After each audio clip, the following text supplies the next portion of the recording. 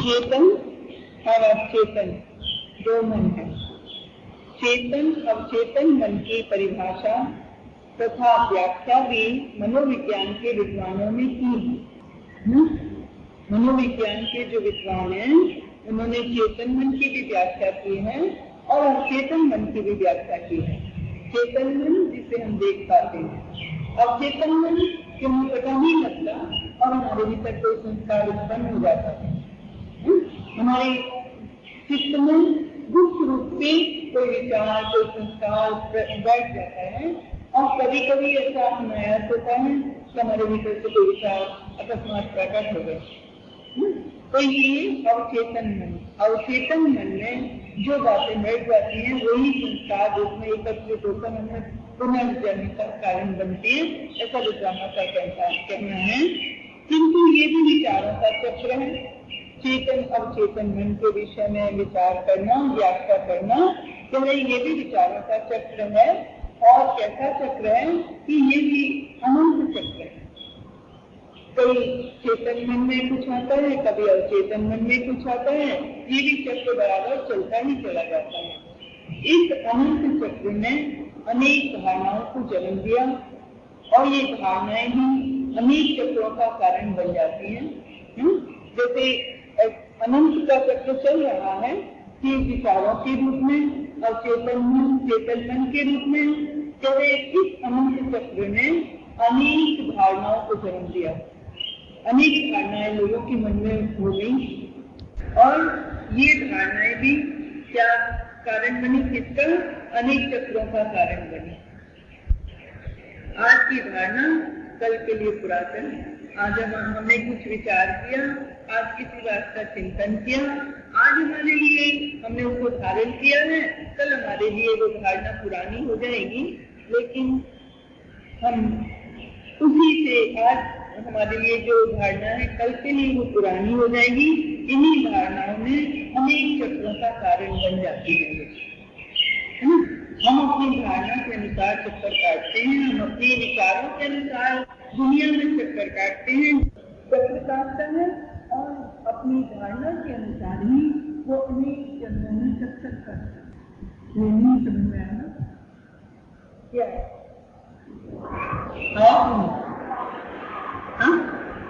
यूं गड़बड़ नहीं आना।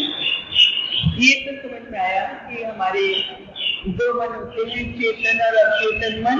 इसकी व्याख्या की है लोगों ने। किंतु चेतन और अवचेतन दोनों मन भी विचारों का ही एक चक्र है और ये भी चेतन और चेतन मन का चक्र भी क्या है? अनंत है।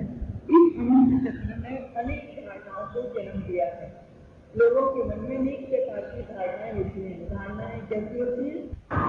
आज हमारे मन में ये विचार चल रहा है कि हम भजन करेंगे या हम महल बनाएंगे या हम गाड़ी बनाएंगे या हम स्वर्ग में जाएंगे, किसी भी प्रकार का विचार चल सकता है और वो हमारे लिए हमारे धारण हो जाएगा। और जब धारण हो जाएगा तो वो हमारे लिए जन्म का कारण बन जाएगा। तो आज की भी धारणा अनेक धारणाओं को जन्म दिया है। धारणा का अर्थ मान्यताएं मानेंगे कि हमारे मन में अनेक प्रकार की मान्यताएं पैदा हो जाती हैं। तो ये जो मान्यताएं हैं ये भी अनेक चक्रों का कारण बन जाती हैं और आज की जो मान्यताएं हमारी कल के लिए पुरानी मान्यता हो जाती है। ये इसके कहने का तात्पर्य है ना। नवीन पुरातन और पुरातन नवीन। जो पुराना है वो फिर नया होगा, ये भी एक चक्र है। हम लोग कहते हैं कि पुराना फैशन फिर नया हो जाता है। जो पुरानी चीज है, पुरानी मान्यताएं हैं, वो हमारे लिए आज नया हो सकती हैं और जो नई मान्यताएं हैं वो कल पुरानी हो ही जाएंगी। आज आप नया वस्त्र लाते हैं, कल वो पुराने हो जाएंगे। आज हमने कोई बात हमको लगी कि ये तो बड़ी नई बात है, लेकिन कल वो बात सुनते सुनते हमारे लिए पुरानी हो जाएगी। आज हमको लगा कि अरे ये तो मेरे मन में बड़ा अच्छा नया विचार जा रहा है ना, लेकिन कल वो विचार हमारे लिए नया नहीं रह जाएगा। कभी समझते हैं लोग, आज हमको लगा हमारा तो भजन बड़ा नया बना है, किंतु कल वो भजन नया नहीं रह जाएगा, कल वो भजन पुराना हो जाएगा। नवीन रोज पुराना होता है पुराना जो पुरातन है वो नवीन, ये वो भी नया होता है। बहुत दिनों तक एक भजन को नहीं गाओ और फिर दोबारा से फिर गाने का अवसर मिले, आपको लगेगा कि अरे ये तो नया भजन है क्या, है ना, कुछ लोगों को लगता है। और आज का जो हमारा चिंतन है उसे यदि हमने कहीं पर लिख कर रख दिया और फिर हम कालांतर में उसको पढ़ते हैं तो हमको ये लगता है कि ये तो बड़ा नया है। तो नवीन पुरातन और पुरातन नवीन, ये भी एक चक्र है। तन और मन की पूर्णता का चक्र आज भी चल रहा है। तन की पूर्णता और मन की पूर्णता, इसका चक्र आज भी चल रहा है। कर्म धर्म के नाम पर अबाध गति से चक्र चलता आ रहा है। कर्म के नाम पर और धर्म के नाम पर क्या कि तन को पूर्ण करना है, तन की पूरी तरह से तन की सब इच्छाओं को पूरा करना है और मन की को पूर्ण करना है। ये तन मन की पूर्णता का चक्र आज भी चला आ रहा है ना। सब लोग क्या सोचते हैं कि तन को ही स्वस्थ रखें, तन को ही पूरी तरह से सुख प्रदान कर दे। ये तन की पूर्णता, मन की पूर्णता कि मन में भी किसी प्रकार की कोई भी इच्छा न रह जाए, इसका भी चक्र चला आ रहा है। तो कहते हैं कि ये कर्म धर्म के नाम पर अबाध गति से चक्र चलता आ रहा है। कर्म के नाम पर कर्म करते हैं लोग और फिर कहते हैं कि हम तो तन से कर्म कर रहे हैं और तन के द्वारा की हुई सेवा से ही हमारे जीवन में परमार्थ का प्रवेश होगा। ऐसा भी लोग सोचते हैं। ये भी सोचते हैं कि मन से हम तो भगवान की सेवा कर रहे हैं और मन के द्वारा किया हुआ भगवान के प्रति चिंतन मनन ये हमारे जीवन को पूर्णता प्रदान करेगा। इसके नाम पर अनेक प्रकार के कर्म और अनेक प्रकार के धर्म, इनकी गति भी निरंतर चली आ रही है। कर्म धर्म के नाम पर अबाध गति से चक्र चलता आ रहा है।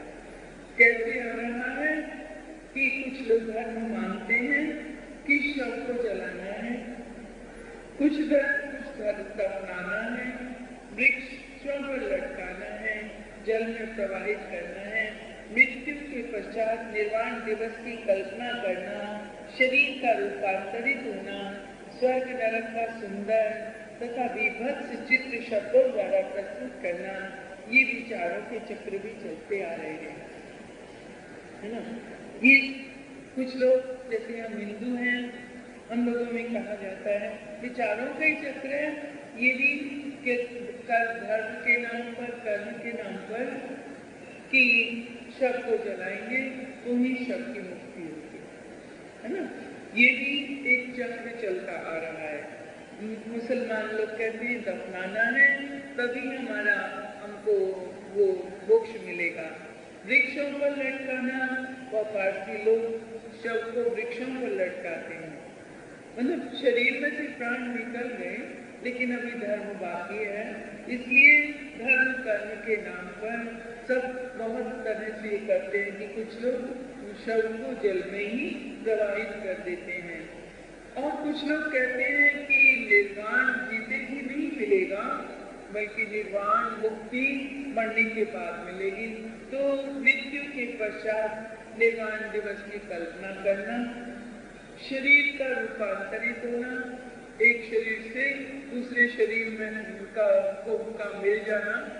ये मानते हैं कि आज हमारा यहाँ पर शरीर हम छोड़ते हैं दूसरी जगह हमको शरीर प्राप्त हो जाता है, ऐसा शरीर का रूपांतरित हो जाना। और स्वर्ग की नरक का सुंदर चित्र खींचते हैं लोग कि स्वर्ग में बड़े सुख है, बड़ा शांति है, और नरक का विभत्स चित्र खींचते हैं लोग। तो स्वर्ग नरक का सुंदर और विभत्स चित्र शब्दों द्वारा प्रस्तुत करना, शब्दों के द्वारा शब्दों से खींचा गया चित्र कि नरक में बहुत दुख है और स्वर्ग में बड़े सुख है। ये शब्दों के द्वारा ही चित्र खींचा गया है, किसी ने देखा नहीं है ना, किसी ने अनुभव नहीं किया है कि स्वर्ग में क्या सुख है, किसी ने देखा नहीं है कि नरक में कितने दुख है, लेकिन उनका शब्दों के द्वारा चित्र प्रस्तुत करना, ये विचारों के चक्र भी चलते आ रहे हैं। चक्रों का अंत नहीं, इसलिए अनंत है। कुछ ना कुछ मनुष्य ने खोज लिया है चक्र चलाने के लिए। आज जीवन है तो कल हम बढ़ेंगे, कल हमारे जीवन की क्या अवस्था होगी और हमारा अंत क्या होगा, इन सब को लेकर एक अनंत का चक्र चलता चला आ रहा है। ये इस प्रसंग में कहने का तात्पर्य है। ठीक है? नवीन पुरातन और पुरातन नवीन होता है। और ये तन और मन की पूर्णता का चक्र आज भी चलता आ रहा है। धर्म कर्म के नाम पर अबाध गति से चक्र चलता आ रहा है। शव को जलाना, दफनाना आदि, और ये कल्पना करना कि निर्वाण दिवस की कल्पना करना, या ये सोचना कि शरीर का रूपांतरित होना, स्वर्ग नरक का सुंदर तथा विभत्स चित्र शब्दों द्वारा प्रस्तुत करना, ये विचारों का चक्र चलता आ रहा है। चक्रों का अंत नहीं। इंसान ने कोई न कोई चक्र अपने जीवन में चलाई रखे हैं, चक्रों का अंत नहीं। इसलिए चक्र इसको कहा गया है कि अनंत का चक्र। प्रसंग हमारा क्या है? अनंत का चक्र। अनंत का चक्र अबाध गति से चलता चला आ रहा है। अनंत का चक्र अद्भुत है। अनंत है परमात्मा और अनंत है उसकी सृष्टि, इसलिए उसका चक्र भी अनंत है। अनंत के अजस्र प्रवाह में अनंत आकृति बन रही है। अनंत के अजस्र प्रवाह, अनंत का प्रवाह चल रहा है। अनंत परमात्मा का, अनंत संसार का एक प्रवाह चल रहा है, निरंतर बह रहा है। और इस अनंत के अजस्र प्रवाह में अनंत आकृति बन रही है, अनंत आकृतियां बन रही हैं। एक आकृति दूसरी आकृति से कभी मिलती नहीं। हर आकृति अपना एक नया रूप लेकर खड़ी होती है। एक आकृति दूसरी आकृति से मिलती है। अरे कुम्हार कहा भगवान को कि खुद ही बैठा गढ़े खिलौने और तोड़ता जाए, लेकिन कुम्हार का तो फिर भी ये है कि मिट्टी से घड़े बनाएगा तो एक घड़ा दूसरे की तरह बन जाए। लेकिन उस कुम्हार का चाक जो चल रहा है और अजस्र रूप से निरंतर चल रहा है, उसका जो चाक, उसमें तो रोज नई नई सूरतें बनती हैं और एक सूरत दूसरी सूरत से मिलती नहीं है ना। ये हम नहीं कह सकते कि उसने सारे एक से घड़े बना दिए हैं। वो तो नित्य नए घड़े खिलौने गढ़ता है, वो तो नित्य नई नई रूपों को गढ़ता है। अनंत के अजस्र प्रवाह में अनंत अनंत आकृति बन रही है। अनंत आकृति माने अनंत आकृति बनती चली जा रही है। ये नहीं कि वो ऐसा है कि वो एक ही रूप में सामने आता है, अनेक रूप उसके सामने आते हैं। प्रभु के भी अनेकों विविध रूप सामने आते हैं। अनंत आकृति बन रही है और इस संसार में अनंत आकृति विलीन हो रही है। रोज आप कहो कि रोज सुबह एक सी होती है, एक सी नहीं होती। नित्य प्रभात नया होता है, नित्य संध्या नई होती है और उस नई संध्या रोज सूर्य उदय होता है, रोज अस्त होता है। लेकिन कल जो सूर्य उदय हुआ था वो सूर्य आज उदय नहीं हुआ, और कल जो चंद्रमा उदय हुआ था वो चंद्रमा आज उदय नहीं हुआ। इस प्रकार नित्य ही जो जीव पैदा होते हैं वो नए नए जीव पैदा होते हैं, अनंत आकृति बनती है और अनंत आकृति लीन हो रही है। ये आकृति का बनना और आकृति का विलीन होना, ये प्रवाह भी अनंत ही है। इसका भी अनंत प्रवाह चल रहा है।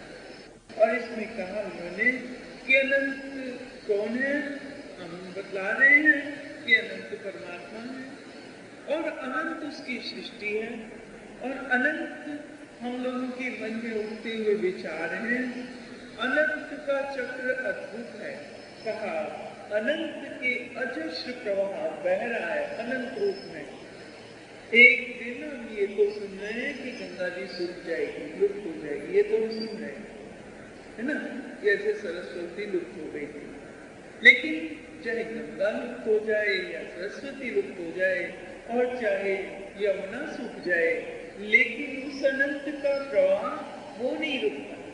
वो तो निरंतर उसका प्रवाह तो बहता ही चला जाता है और उस अनंत के प्रवाह में अनंत आकृति, नित्य नई आकृतियां बनती हैं और नित्य नए नए जीव पैदा होते हैं और अनंत और नए नए जीव विलीन भी हो रहे हैं। अनंत आकृति मतलब बनती है और अनंत आकृति विलीन हो रही है। ये प्रवाह भी अनंत है।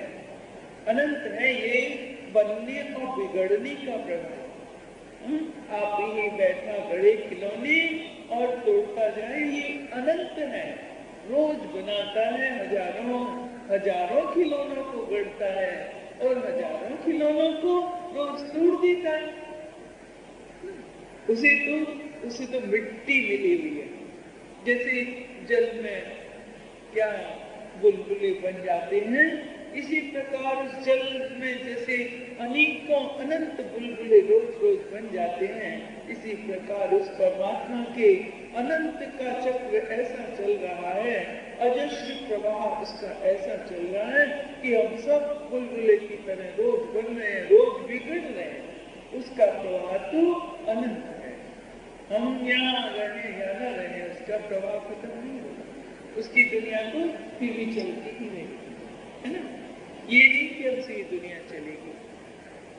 फिर आगे कह रहे हैं कि कवि काव्य की, गायक संगीत की, व्यापारी धन की, कृषक कृषि की, चित्रकार नवीन चित्र की उपासना में संलग्न है। और अनंत का चक्र चौथा क्यों चल रहा है? क्या है कि कवि काव्य की उपासना में संलग्न है। कवि को क्या लग रहा है कि मैं ज्यादा से ज्यादा कविता लिखकर चला जाऊं। तुलसी को क्या लग रहा है कि ज्यादा से ज्यादा मैं राम का वर्णन करके चला जाऊं।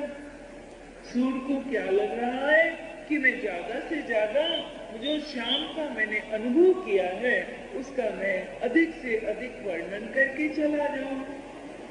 और सद्गुरु को भी लग रहा है कि जो मैंने अपने जीवन में अनुभव किया है उस अनुभव को अधिक से अधिक शब्दों में और उतार जाऊं, क्योंकि मेरा अनुभव भी अनंत है।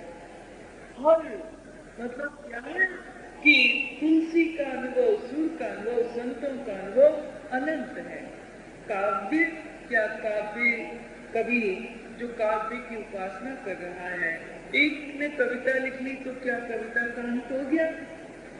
नहीं, फिर नए नए लोग कवि बनेंगे और उनके भीतर नई नई भावना जागृत होगी, नई नई रस की भावना जागृत होगी और नित्य नई कविता का जन्म होगा। तो कवि काव्य की उपासना में संलग्न है और गायक संगीत की उपासना में संलग्न है। गायक को लगता है नित्य नई गायकी की खोज करता है और उसे लगता है कि मैंने तो कोई नई गायकी खोज ली, लेकिन नई गायकी नहीं। गायकी क्या है कि रोज अब भी कोई आएगा, अभी भी अवसर है कि कोई और नया गायक आएगा, क्योंकि इस गायकी की उपासना में संलग्न भगवान के इस दुनिया में नित्य नए गायक पैदा होते रहेंगे। ये मत सोचो कि हमसे बड़ा कोई गायक नहीं होगा। नित्य नए गायक पैदा होते रहेंगे, नित्य नए कवि पैदा होते रहेंगे। व्यापारी जो सोचता है कि मेरे समान कोई धनवान नहीं, तो उससे भी अधिक धन कमाने वाले और पैदा हो जाएंगे। कृषक सोचता है कि मैं कृषि ही करता हूँ, वो उसी की उपासना में संलग्न है। और चित्रकार नए नए चित्रों की को बनाने में ही संलग्न है, उसी की उपासना में संलग्न है। और इन सब के द्वारा भी अनंत का चक्र जो तीन चल रहा है। तुम अपने अपने ढंग से उपासना किए जाओ और उस परमात्मा की तो किसी की उपासना करने से, किसी के कविता लिखने से, किसी का धन कमाने से और किसी की खेती करने से उस परमात्मा की का जो चक्र चल रहा है वो बंद नहीं होता। वो तो चलता ही चला जाता है, चलता ही चला जाता है। वो चक्र कभी बंद नहीं होता। साधक इस चक्र को तथा चक्रधारी को समझने का प्रयास कर रहा है। हम सब कुछ करते जाएंगे, कभी कविता लिखेगा और गायक गीत गाएगा, व्यापारी धन कमाएगा, कृषक कृषि पैदा करेगा, चित्रकार चित्र बनाएगा, ये अपनी उपासना में संलग्न है और चक्रधारी का चक्र तो ज्यों का त्यों चलता रहेगा। लेकिन साधक जो प्रभु को जानने के लिए चाहता है, जो सत्य पथ का राही है, जो सत्य का साधक है, वो कहते हैं कि वो क्या चाहता है कि वो प्रयास कर रहा है, चेष्टा कर रहा है कि मैं इस चक्र को पहचान जाऊं, समझ जाऊं और उस चक्रधारी को भी समझ जाऊं जिसने इस सुदर्शन चक्र को धारण किया हुआ है। सुदर्शन चक्र कौन सा? इसमें बताया सुदर्शन चक्र कौन सा, बताइए। सृष्टिकर्ता का सुदर्शन चक्र, ये जो संसार दिखलाई दे रहा है ना, ये सुदर्शन चक्र जिसके द्वारा उसका वो निर्माण कर रहा है, नित्य नई नई दुनिया बना रहा है, ये सुदर्शन चक्र उसका, इस चक्र जिसने धारण किया है, इस चक्र को उसको समझने की और चक्र को समझने की का प्रयास कर रहा है साधक। ये भी एक चक्र है, ये भी एक चक्र है कि अनेक साधक इस संसार में आए हैं परमात्मा को समझने की और इस संसार को समझने की उन लोगों ने खूब चेष्टा की है, प्रयास किया है, जितना समझ पाए हैं उतना अपना वर्णन करके चले गए। लेकिन सच्चे साधक ये भी कहकर चले गए कि रोज की ही बात है और उसकी हमने उसका अंत नहीं पाया है। अवसर और है, और कोई खोजी आए और कोई खोजे, और समझने के अवसर हैं और कोई समझना चाहे और इसे समझे। हर इंसान परमात्मा को समझने का प्रयास करेगा, वही साधक कहला जाएगा, है ना। तो कहते हैं कि भगवान को समझने का और चक्रधारी चक्र को समझने का, इन दोनों को समझने का साधक प्रयास करता है। और ये चक्र भी अनंत है, ये नहीं सोचे कि ये चक्र खत्म हो गया, ये भी एक चक्र है कि अनेक संतों ने उस परम पिता परमात्मा को और उसकी इस दुनिया को समझने का प्रयास किया है। जितना समझा उतना वर्णन करके चले गए और आगे के लिए कह गए कि तुम भी और आगे समझने की चेष्टा करते रहें। फिर शरीर और मन का, मन और बुद्धि का, बुद्धि और अहंकार का, अहंकार और सूक्ष्म अहंकार का, सूक्ष्म अहंकार और सोहम का चक्र, ये अनेक चक्र तन मन को व्याकुल बनाते रहते हैं, है ना। शरीर और मन का चक्र चल रहा है। शरीर का चक्र तो लोग सुन रहे हैं कि हम क्या है कि हम पहले जन्म लेते हैं, बाल्यावस्था, युवावस्था और वृद्धावस्था और फिर अंतिम अवस्था। ये चक्र तो हमारा चल ही रहा है। फिर पुनर्जन्म, फिर हमारा वही चक्र, चाहे किसी भी प्रकार जन्म हो, जन्म का चक्र तो चल ही रहा है। तो कह रहे हैं शरीर का और मन का। शरीर कैसे धारण करता है इंसान? जैसे उसकी मन की अवस्था होती है उसी के अनुसार उसको शरीर मिलता है ना। और जैसे उसकी मन की अवस्था होती है वैसा वो अपने शरीर को बना के रख लेता है। यदि मन की अवस्था सुंदर है तो शरीर पर भी सौंदर्य झलकने लगता है। मन की अवस्था यदि कैसी है कि बुरी है, असुंदर है, तो वो बुराई अपने चेहरे पर झलकने लगती है। कैसे चेहरे पर ही भाव प्रकट होने लग जाते हैं। ये भी शरीर और मन का एक चक्र चल रहा है कि शरीर, स्वस्थ शरीर में स्वस्थ आत्मा का निवास होता है, ऐसा कुछ लोगों ने कहा। तो यदि शरीर स्वस्थ है तो मन भी स्वस्थ रहेगा। तो हमने चेष्टा की कि अब शरीर को स्वस्थ रखो, मन की कौन परवाह करे। लेकिन यदि मन स्वस्थ नहीं है तो शरीर कहाँ स्वस्थ रहेगा। शरीर की तो चिंता बहुत लोगों ने की, खूब इसको खिलाया पिलाया और खूब इसको पोषण किया, है ना। लेकिन यदि मन की चिंता नहीं की तो मन यदि स्वस्थ नहीं है, यदि चिंतन नहीं कर रहा, मन यदि सब विचारों में प्रवेश नहीं कर रहा, तो शरीर क्या करेगा? शरीर तो फिर रोगी हो जाएगा और शरीर तो स्वस्थ रह ही नहीं सकता, कितना भी शारीरिक योग कर लो। मन ठीक नहीं तो फिर मन में प्रसन्नता नहीं तो तन पर भी इसका प्रभाव पड़ेगा और तन भी फिर हमारा स्वस्थ नहीं रह सकेगा।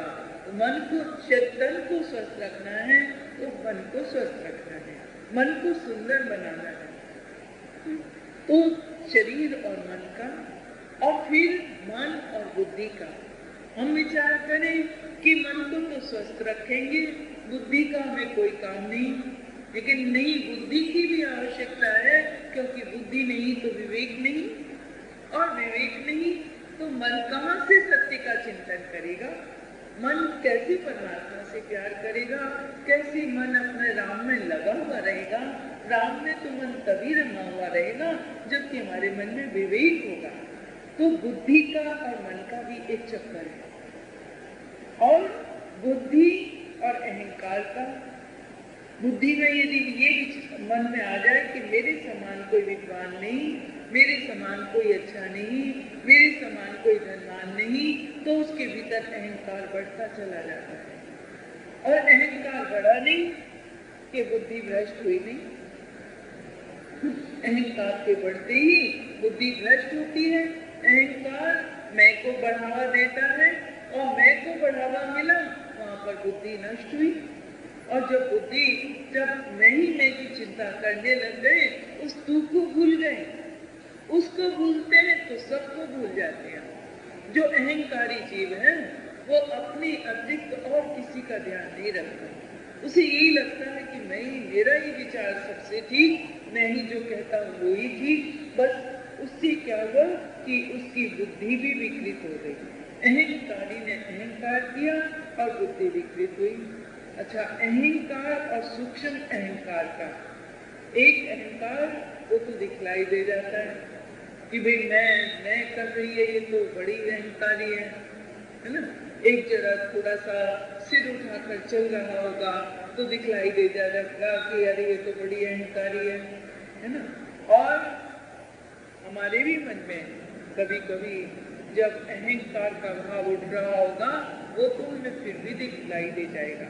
लेकिन सूक्ष्म अहंकार, जिसका हमको भी पता, स्वयं को भी पता नहीं लगता, जिसका दूसरों को भी पता नहीं लगता, वो सूक्ष्म अहंकार, इसका भी एक चक्र है। अहंकार और सूक्ष्म अहंकार का भी एक चक्र चलता आ रहा है। और सूक्ष्म अहंकार और सोहम, सूक्ष्म अहंकार जब सोहम में जाकर समाता है तभी वो सूक्ष्म अहंकार भी समाप्त होता है। अपने आत्म भाव में जब विलीन हो जाए सूक्ष्म अहंकार, तभी सूक्ष्म अहंकार का भी अंत होगा। लेकिन सोहम सोहम तो हम कह रहे हैं, लेकिन साथ साथ हमारे मन में एक अहंकार भी है कि बस सोहम मैं ही हूँ और कोई नहीं है। बड़ा ध्यान देने वाली बात है। हमने तो कहना शुरू कर दिया सोहम, मैं तो परमात्मा हूँ, और सारी सृष्टि जो सोहम का अनुभव करता है उसे सबके भीतर परमात्मा का दर्शन होता है। तो अगर सूक्ष्म अहंकार रह गया और हमने कहना शुरू कर दिया कि सोहम सोहम, तो हम सूक्ष्म अहंकार के वश में आकर सोहम कहेंगे, आत्मज्ञान तक नहीं पहुंच सकेंगे। तो कह रहे हैं यहाँ पर कि सूक्ष्म अहंकार और सोहम का चक्र, ये अनेक प्रकार के चक्र तन को भी व्याकुल कर रहे हैं और मन को भी व्याकुल बनाते रहते हैं। प्रसंग काफी कठिन है वाला ना, लेकिन इस प्रसंग को भी हमें समझना तो हो गई कि हमारा शरीर और मन का चक्र क्या अनंत चक्र इसका भी चलता आ रहा है। अनंत शरीर धारण किए हमने, एक शरीर थोड़ी धारण किया। लोग कहते हैं 84 लाख योनि, 84 लाख योनि माने क्या कोई सरल बात है? 84 लाख शरीर आपने धारण किए, इसके बाद मनुष्य का जीवन मिला। अब भी यदि होश नहीं आया तो फिर 84 लाख, तो ये तो अनंत चक्र चलता ही चला रहा है, होश आता नहीं। दोष भाग्य को और भगवान को देते हैं और हम अपने और अनंत शरीर की तैयारियां कर लेते हैं कि चल भाई चल, ये तो हमारी जागृत योनि है, मानव योनि। इसमें दो रास्ते हैं हमारे, एक रास्ता हमारा भगवान की ओर जाता है और एक रास्ता हमारा 84 लाख योनियों की ओर जाता है, संसार की ओर जाता है। चुनाव करना है हमें कि भगवान की तरफ चलना है और या संसार की ओर चलना है। आनंद स्वामी ने कहा है अपने प्रवचन में कि मनुष्य के सामने दो रास्ते हैं, एक रास्ता श्रेय की ओर जाता है, एक रास्ता प्रेय की ओर जाता है। प्रेय माने जो हमें प्रिय लग रहा है, श्रेय माने जहाँ जिस पर चलकर हमारा कल्याण होगा। प्रिय का जो प्रिय लग रहा है वो तो पदार्थ है, प्रिय लग रहा है वो तो हमारे तो संसार है, संसार में हमारे व्यक्ति हैं, हम मोह की मिठास में भरकर और हमें ये सब प्रिय लग रहे हैं। लेकिन ये जो प्रिय के रास्ते पर चल पड़ा कि जो हमें प्रिय लगता है उसका ही सेवन हमको करना है और हम इसको सेवन करने में चाहे हमारा सारा जीवन समाप्त हो जाए तो जीवन को समाप्त करना है। यदि हम लक्ष्य से भ्रष्ट हो जाएं तो लक्ष्य भ्रष्ट हो जाना है। उद्देश्य यदि हमारा पूरा न हो तो कोई परवाह नहीं, हमें प्रिय तो हमें ये संसार लग रहा है, संसार के पदार्थ लग रहे हैं, संसार के व्यक्ति लग रहे हैं, लेकिन कल्याण तो हमारा प्रभु को प्यार करने में ही है। तो आज तुम्हें प्रभु प्यारा नहीं लगता, क्यों? क्योंकि वो दिखलाई नहीं देता। जिसको प्रभु प्रिय हो जाता है उसी का रास्ता श्रेय की ओर जाता है, वही आत्म कल्याण की ओर जाता है। इसलिए कहा कि शरीर और मन का अनंत चक्र चलता आ रहा है। जैसा मन वैसा शरीर धारण करना पड़ता है, जैसी बुद्धि वैसा ही मन बन जाता है। अविवेकी का मन अपने आप ही मतलब वैसा बुरा हो जाएगा, बुराई को अपनाएगा। अविवेकी स्वार्थ को अपनाएगा, बुराई को अपनाएगा, मन बुरा होगा। बुद्धि और मन का एक चक्र चलता आ रहा है, बुद्धि और अहंकार का चक्र चलता आ रहा है। अहंकार और सूक्ष्म अहंकार का भी एक चक्र चलता आ रहा है। सूक्ष्म अहंकार और सोहम इसका भी चक्र चलता आ रहा है और इन चक्रों ने अनेक तन और मन को व्याकुल बनाया हुआ। ये निरंतर अनेक तन धारण करने पड़ते हैं, अनेक तन को व्याकुल बनाता है ये चक्र, अनेक मन को व्याकुल बनाता है ये चक्र। कौन सा? शरीर और मन का, मन और बुद्धि का, बुद्धि और अहंकार का, अहंकार और सोहम का, सोहम और परमात्मा का, है ना? ये चक्र चलता चला आ रहा है। अनेक तन अनेक मन व्याकुल है इसी चक्र के वश में आकर।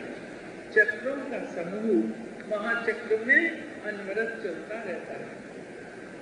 चक्रों का समूह अनेक चक्र ये जब एकत्रित हो जाते हैं तब महाचक्र में वो प्रवाहित होने लगते हैं।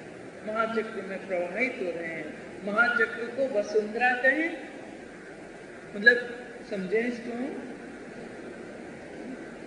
एक चक्र तो हमारा है ना, ये तो हमारा चक्र है। हमारा एक शरीर, हमारा मन, हमारी बुद्धि, हमारा अहंकार और हमारा आगे बढ़कर सूक्ष्म अहंकार और हमारा क्या एक सोहम का भाव। ये एक व्यक्ति का है ना, तो ऐसे ऐसे अनेकों चक्र है ना, एक एक व्यक्ति का अनेक अनेक चक्र है, एक एक व्यक्ति का चक्र है।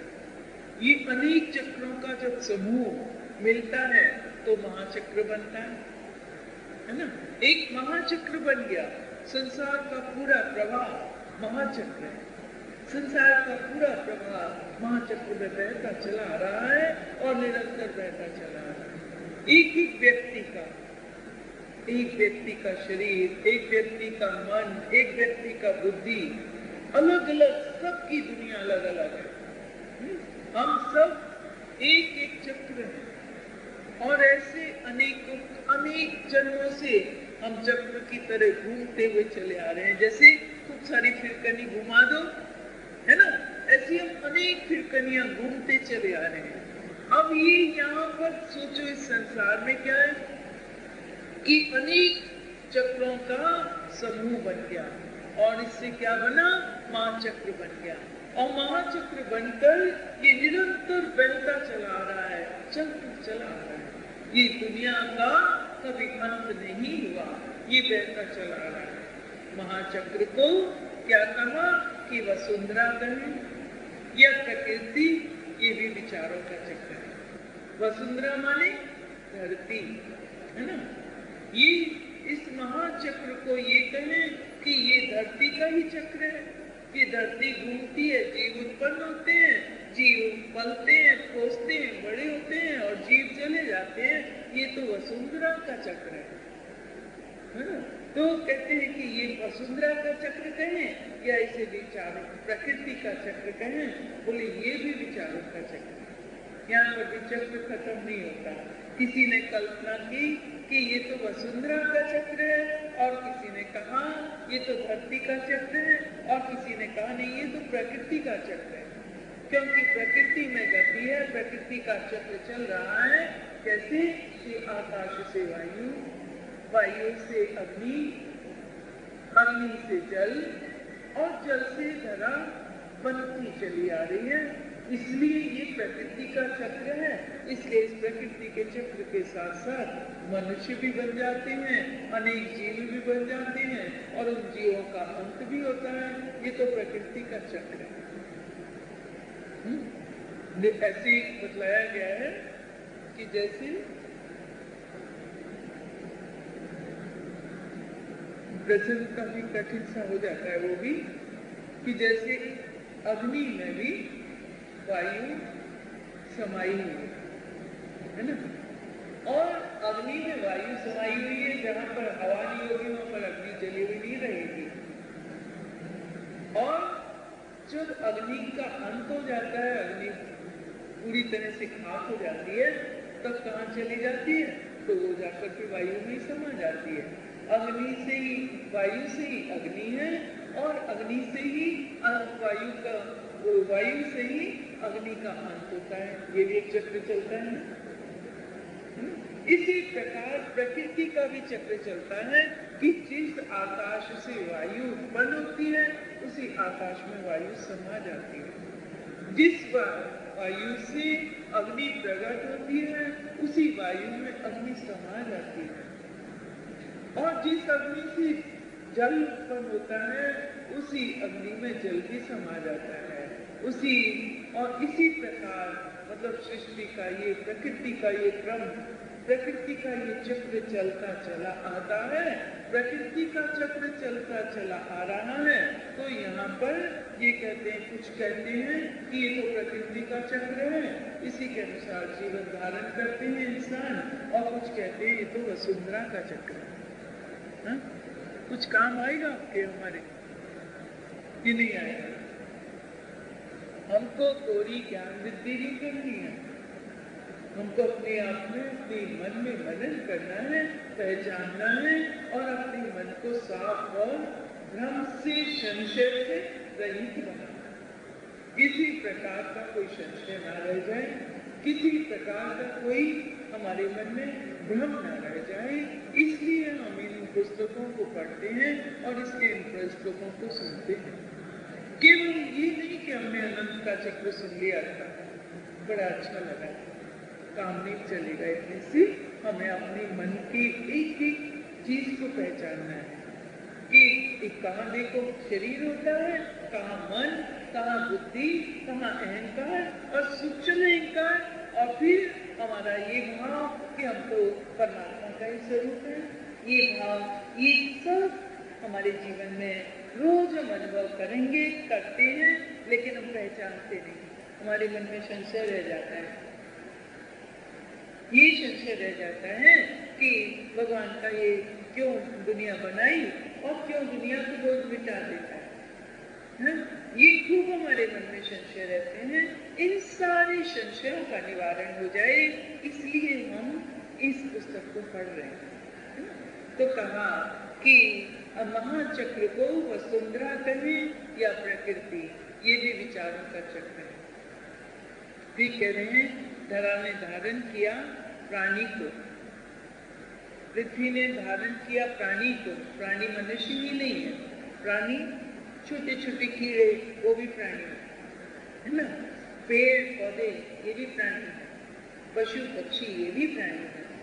तो धरा ने धारण किया प्राणी को, प्रकृति ने अपनी गति का प्रभाव उत्पन्न किया प्राणी पर, किया ये भी चक्र ही। धरा ने धारण किया प्राणी को, प्रकृति ने अपनी गति का प्रभाव उत्पन्न प्राणी पर किया, ये भी चक्र ही है। गुरुदेव कह रहे हैं कि पृथ्वी पर तो जन्म हो गया, धरा ने धारण किया प्राणी को, और उन्होंने कहा ठीक है जन्म लेते हैं जीव, नए जन्म, मैं सबका पोषण करूंगी। धरा कहती है, लेकिन कहते हैं कि प्रकृति ने अपनी गति का प्रभाव प्राणी के ऊपर डालना शुरू कर दिया। अगर प्रकृति अपना प्रभाव न डाले तो हम श्वास नहीं ले सकते। प्रकृति अपना प्रभाव न डाले तो प्रकृति प्रभाव डालती है, वायु आती है, कि जीव ने जन्म लिया है, धरती माता की गोद में जन्म लिया है, ठीक है माँ दूध पिलाती है, लेकिन वायु उसको श्वास देती है।